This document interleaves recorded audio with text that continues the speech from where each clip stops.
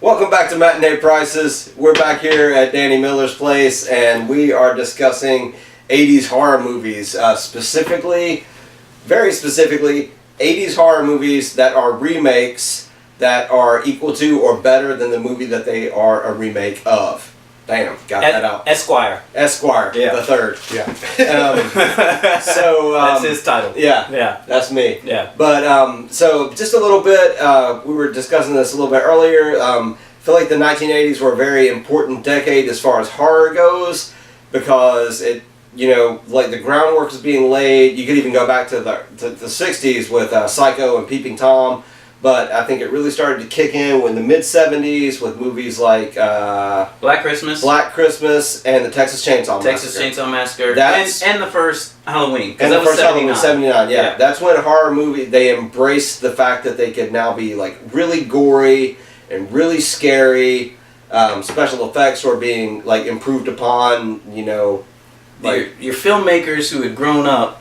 People who were kids when Alfred Hitchcock was doing his thing were now making movies. And Hammer Films. Yeah, and Hammer Films, so they had to be like, all right, we have to pay homage to the people that we grew up loving, but we also have to outdo it. This is what we want to do. Well, yeah, and I think they started to they crossed over to the mainstream audience with movies like The Exorcist. Oh yeah, Rosemary's Baby in the 70s, and then The Omen. And then that would carry on, I think, into the 80s.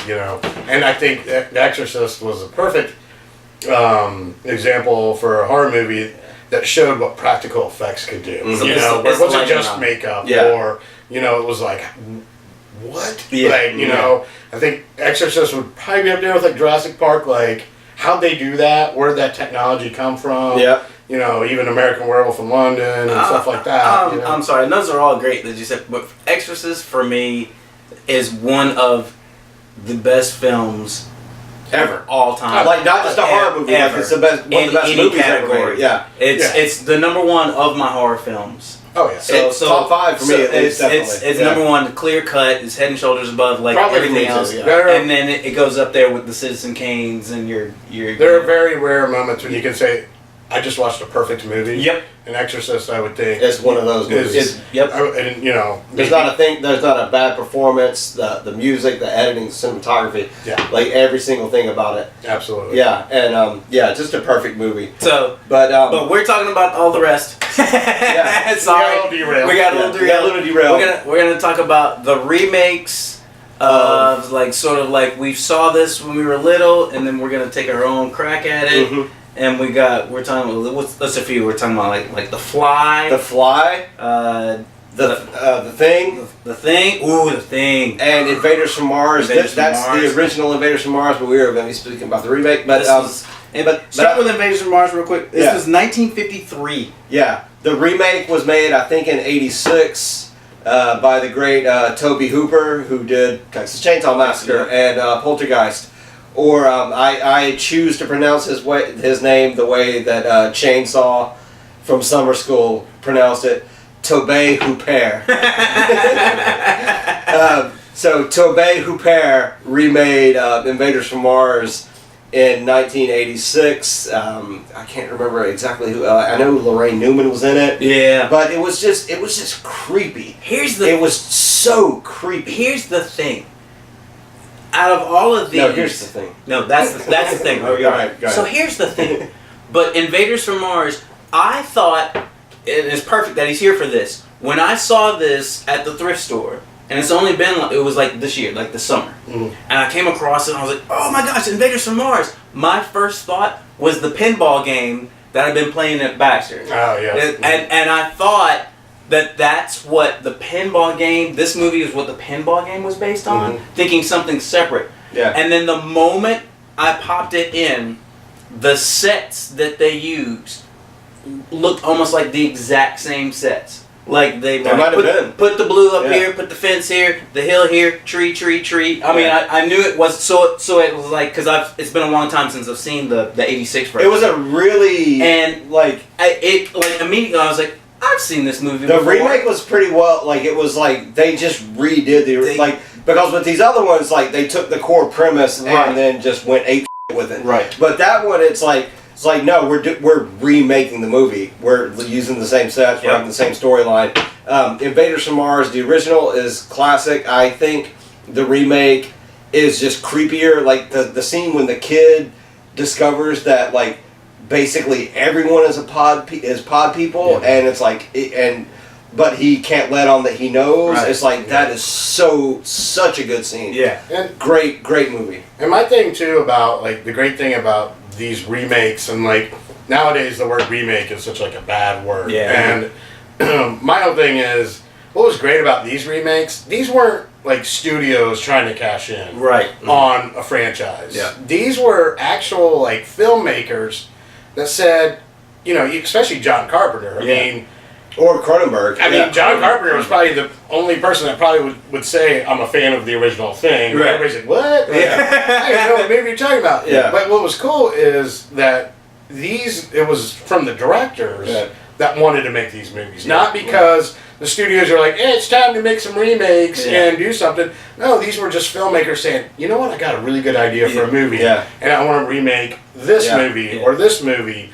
And to me, that was like the innocence and the greatness of that time period of remakes, because it was from the heart, not just a studio from the wall. Like just trying to cash in like they do now. But it goes back to what we were saying earlier. It's like you've got these like filmmakers like John Carpenter and David Cronenberg and Tobe Hooper who were like, these are the movies I grew up on. I'm not trying to piss on this, and I'm not trying to ride on their coattails. Right. Like, I just love this story. Now let me put my own stamp on it. Right. Let me see what I can do with it. Because honor and homage. Yeah, because with The Fly, I'm not going to say that this is the movie that gave us the term body horror, but it's got to be one of the first, where it's just like mutations and grotesqueness could be like just the way like the scenes where because they did a really great job of like having him slowly morph into it, where it's like because originally it's just Jeff Goldblum, and it's like, oh, he's a little hunched over, and now some makeup. And in case you haven't seen this,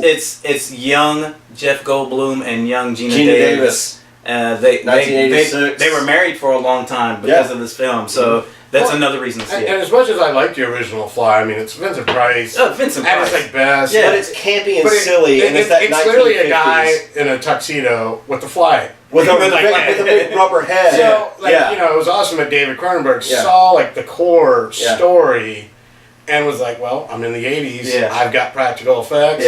I can do monsters. I can do and I'm a psychotic genius. And I'm going to mess with... the scene where he's pulling his fingernails out, it's like...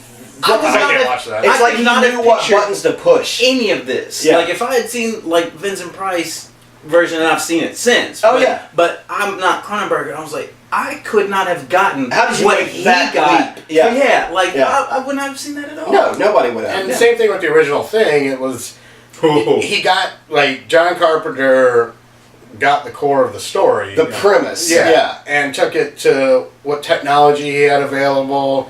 You know, he used great artists to make something that's just the thing. I mean, that's what it is. And that's scored by Ennio Morricone. You can't so we never even know what the thing looks like. Because it's just like this is it's like this parasitic organism, and it like adapts. It's like a symbiote. But you knew that these guys knew their source material, loved it, and then wanted to draw. You know, like I always say, draw. Like you know, like they wanted to draw it their own way. And it's like they wanted to leave their stamp, and they directed it their way. And with the remake of The Thing, I feel like the remake of The Fly, it's like they just took the core concept. Man gets his DNA across to the fly, and he's slowly turning into a fly. Right. But with The Thing, I feel like they kept that whole thing of like Cold War paranoia, because in the early '80s there was still that like with Reagan and I almost said Mikhail Baryshnikov. But there was that Cold War panic, and it was just that paranoia of like, who's my friend, who's my enemy, who's a traitor, who's a spy, like that, like where, like and that, like that fine, like spoiler alert, like I hope to God you've seen the thing by now, but that final scene with him and Keith David, but that final scene with him and Keith David where it's like, you know that they each think the other one is like neither one of them is. You know they're fine, but like it's like you're both gonna freeze to death because you can't trust the other one. I think what I liked about what John Carpenter did was he captured what I think the original was. I can't remember if it's a short story or a book, but it's called "Who Goes There." Right. Okay. And that's perfect. Like, who goes there? Yeah. Who are you? Who are you? Like, are you you? Yeah. You know, and I think that's what, and I love that title. Like, you know, Yeah, I think it's a short story. Yeah. I may be wrong. You guys can. And I would like even crucify me on the internet, but Yeah. anyways, but I think that was the whole theme of it. Like, are you who you are? Right. It's Or that, are yeah. you who you say you are? It's that paranoia, and I was like, you have to backtrack a few years, but I would also throw the remake of Invasion of the Body Snatchers in there, Yeah. where it's just that like you don't know who's a friend because it was like kind of like Invaders from Mars, where like they were taking over people, and like when you get to that final person, it was like I'm the only one left. Yep. And and if you haven't seen the '70s remake of Invasion of the Body Snatchers, dude, it's one of the greatest horror films ever made. Leonard Nimoy, Donald Sutherland, like all-star cast, amazing movie. But the same with The Thing, and Wilford Brimley. Yeah. Like Wilford Brimley is in The Thing. It's like everybody. That's that dog. Yeah. That's imitation dog. So Yeah. and also a quick shout out, obviously, to Little Shop of Horrors. Little Shop of Horrors. Oh yeah, dude. But we're gonna. I could have brought that. I have that. I should have put that up. It's like you drop it. Little Shop of Horrors. But what we're gonna focus on now, we got like 3 here that we talked about, and we want to like cover them and Little Shop of Horrors and this is general. But we want to focus on the Blob. The 1988 version of The Blob. Hmm. Got my notes here. I wanted to bone up on this one. 1988, directed by Chuck Russell. Chuck Russell also directed Nightmare on Elm Street Part 3, Dream Warriors, which, apart from the original Nightmare on Elm Street, is the best. It's the best one. He also directed The Mask with Jim Carrey and The Scorpion King. Yeah. They can't all be You kids. can't hit it out of the park every time. Yeah. It stars Kevin Dillon. You know who that is. Shawnee Smith, who I have always been in love with. Yeah. She was an 80s crush. going back to summer school. Yeah, From last episode, yeah. she was in summer school. She was the pregnant lady. She was an 80s crush. She was in all the Saw movies. She was on Becker. She was on Anger Management. A lot of guys love Shawnee Smith. She's in all the Saw movies? I don't know. I think they introduced her in the second one, and then she kind of took over. Yeah. Okay. It also features Bill Moseley, icon of the horror genre, Devil's Rejects, House of a Thousand Corpses. He played Chop Top in Texas Chainsaw Massacre 2. So the guy who said Dog Will Hunt, that was Bill Moseley. So when's the original? When was the original? The original was, I think, 58. Okay. With Steve McQueen. It's when his first role. His that was first his big movie, break. Yeah. When he played a teenager and he was like 33 or something. Probably. He had like Frowle, He had like gray hair and a full beard. Yeah, and it was like, oh no, my I'm a God. sophomore. It was like Luke Perry. Come on, dude. He looked better than any of the He three looked of better us than any of us, yeah. put together in our best No day. doubt. Which that movie has a cult following because they still reenact, like they have a Blob Fest at the theater that everybody runs out of in the scene in the original It's Blob. that iconic scene that they played in Grease and a bunch of other But movies. no, they reenact every year where they actually run out of That's that awesome. theater. That's awesome. So I mean, the original Blob still is loved. Yeah. I want That to theater's do still that. there. That'd be fun. That's on my bucket list now. I'm doing that. Some more of the cast. Joe Seneca, legendary character actor. Hoodoo and I love the character actors. Joe Seneca has been in Silverado, Crossroads, Malcolm X, School Days, Amazing Stories, Kramer vs. Kramer, and The Fish That Saved Pittsburgh, one of my favorite movies. It also featured the great Del Close, who is known as the Godfather of Improv. He plays Reverend Meeker. Is a small part at the end of the movie, but this is just a short list of some of the people who have studied under Del Close. Mike Myers, Mitch Rouse, Andy Richter, Tim Meadows, and David Koechner. So when I say like this guy is the godfather of modern improv, he freaking is.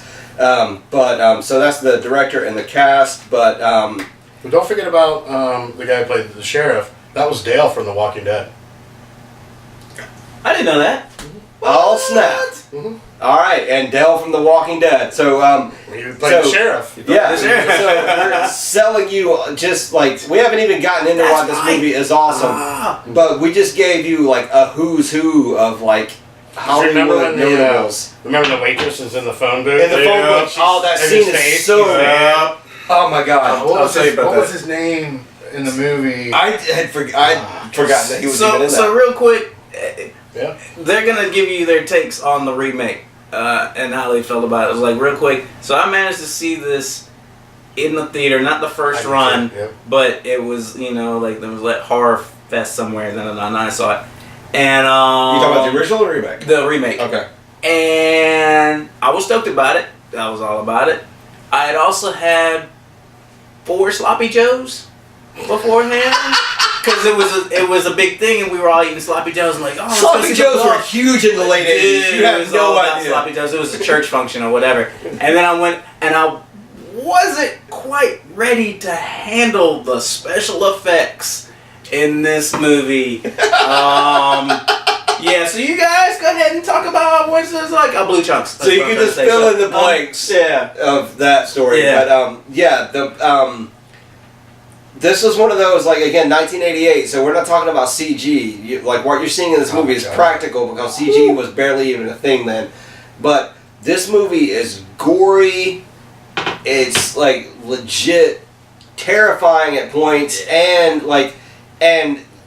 people, I feel like everybody writes off the show Entourage because they should, because it's garbage. But Kevin Dillon, like, it sucks that he's known for Entourage because I think Kevin Dillon was a solid actor. I think he is a solid actor, right. And he's played. I mean, he was in Platoon. Yeah, he was in The Doors. He's a great actor, and this was like one of his very first films, and I think at the time it's like, oh, you're Matt Dillon's little brother. Well, we'll go do this weird little horror film. Yeah. And that mullet. Everybody. That mullet. That mullet. Everybody had him. That mullet was on point. That mullet, though. That mullet, though. That mullet, though. That mullet was on point. The fact that he wore a white collared shirt under a leather jacket. Yeah. A leather jacket. It was just like, who knew that was a thing? Well, I mean, that was that weird 19 and the 80s had this weird 1950s nostalgia. Yeah. Like Rockabilly came back in and stuff like Back to the Future. And black people didn't do that. Sorry. Yeah. Just saying. No, I totally understand why. I totally get it. And I like the movie's self-awareness of it being it had like as close as an 80s movie could do as a drive-in. Yeah. As it could. Yeah. It knew it was what it was, but it still took itself serious enough not to like make you feel like, what the hell? The premise of it had to kind of maintain the campiness of the original, but at the same time, I think they were like, this is 1988. Yep. This movie's rated R. We can basically do what we want. So when the Blob engulfs people and kills them, it needs to be freaking crazy. They kill a kid in that movie. They kill a kid, And in the first scene with the old man, that old man, and he's like an old character actor who's been in tons of stuff. He was the guy from The Wedding Singer. Oh, yeah, okay. but he's got that stick, and the Blob runs up the stick and gets on his hand, and they go into the hospital, and he's screaming in pain. Yeah. It's like they didn't try to make it it wasn't one of those movies. It's not one of those movies where it's it's so bad it's good. It's a well-made movie. It's a well-made movie. And the scene where the Blob comes out, where the thing comes out of the sink drain, and sucks someone into the drain, which is this freaking big. Yeah, they did not hold back. No. In other words, you can they were saying it's still a touch of campiness, and I don't know if I would use the word campy for this one. You could probably not. Ridiculous in the fact that the premise. It's premise and who would believe this? I'm like, it was but fun. once they did that, they were like, once we get here, we're not holding back. All rules are off. All rules are off. This is if this thing was here and it ate people, this is how serious it was. It would get, and they were serious about presenting it that way. So that phone booth scene. Yeah. The scene of the phone So I'll share one little I'll make it quick. But this is go for it. This is me growing up in 1988. So there was Fangoria, and then there was Gore Zone magazine, which was put out by Fangoria. Yeah. Fangoria had all the articles. Gore Zone had all the posters. Yeah. That you could pull out. And I remember those little inserts, yeah. Yeah, and I remember there was one for the Blob, and it was the guy who ran the projector in the movie theater, and how he was and it was just a poster of him. Yep. And I had horror posters all over my room growing up in the 80s, My mom, when she would come in to like pick up laundry or whatever, that was the one that she was like, "You've got to take that down." Like, it just grossed her out. Nice. And I was like, "What?" And what was cool though was the posters were on. There was like another poster on the other side, the back side, so I could flip it over. I forget, it was like a werewolf poster or whatever. So it was just as cool. But like that's like the testament of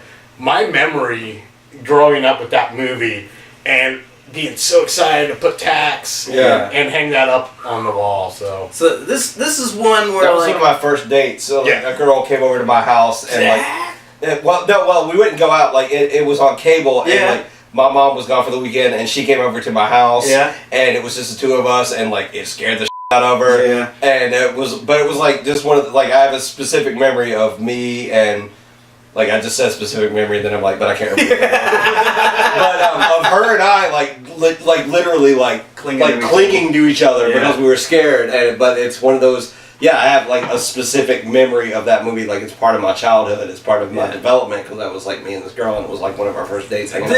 This movie, I will recommend it for reasons of horror. If you're trying to do horror, and like Cameron was saying, and you're trying to I want to watch something that will have me leaving all the lights on at night, sort of thing. Mm-hmm. This isn't like when they have in a horror category, there's like just more tense or suspenseful or thriller. This is more horror. This is they went all out. This isn't an Exorcist.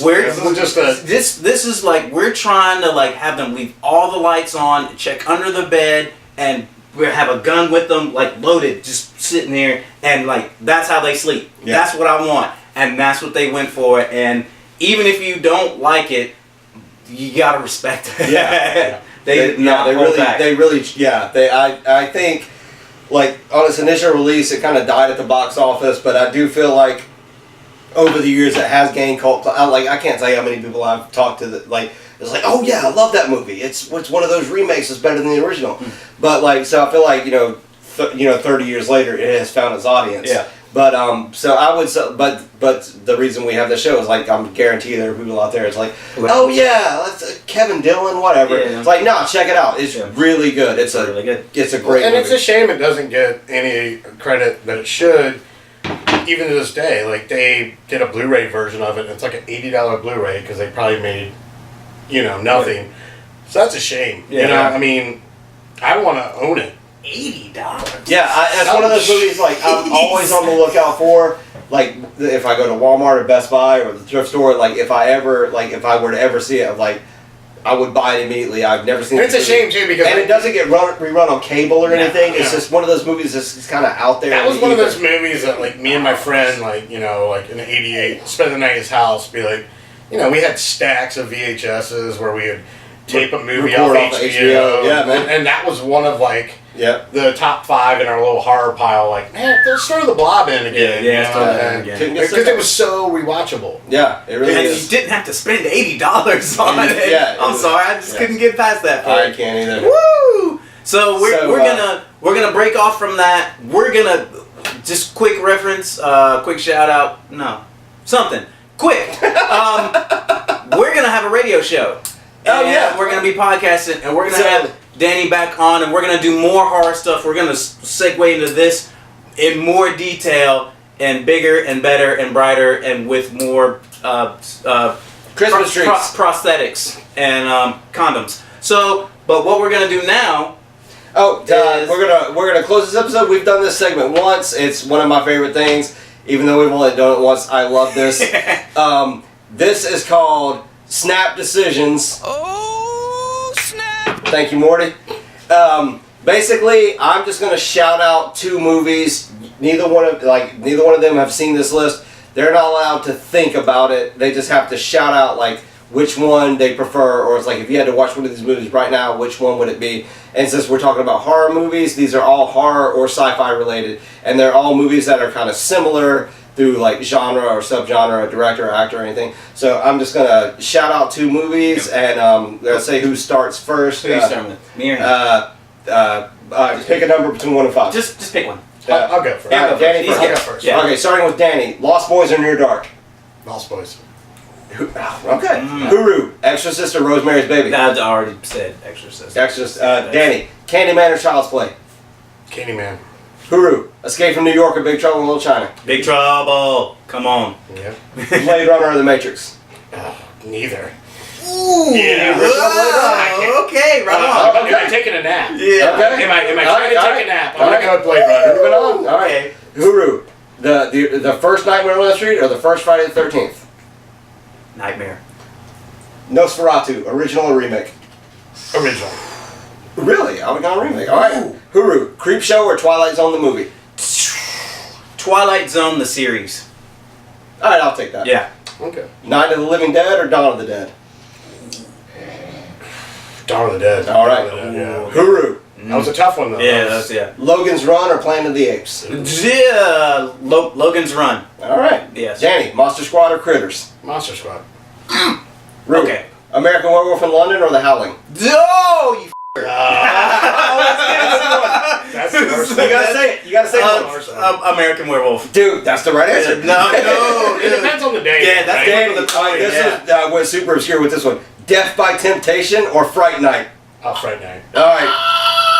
I Death by Temptation. I would have went that with you. Huru, You're so cool, Brewster. Evil Dead or Dead Alive? Evil Dead because it leads to 2 more movies. All right, Danny, People Under the Stairs or Last House on the Left? People on the stairs because I can't. Hell Last yeah. House on the Left is It's so freaking overrated. Thank you. well, and it's just disturbing. It's not. It's hard to- shitty. it's hard to do. Huru, Carrie or Christine? I know which one you want to say. I want to say Christine. I knew it. I knew it. But you know that, I like, should say. But you know that you should say Carrie because should it's say- more. Yeah. yeah. But no, Christine. But You say Christine. I gotta say Christine. Danny, 28 Days Later or Shaun of the Dead?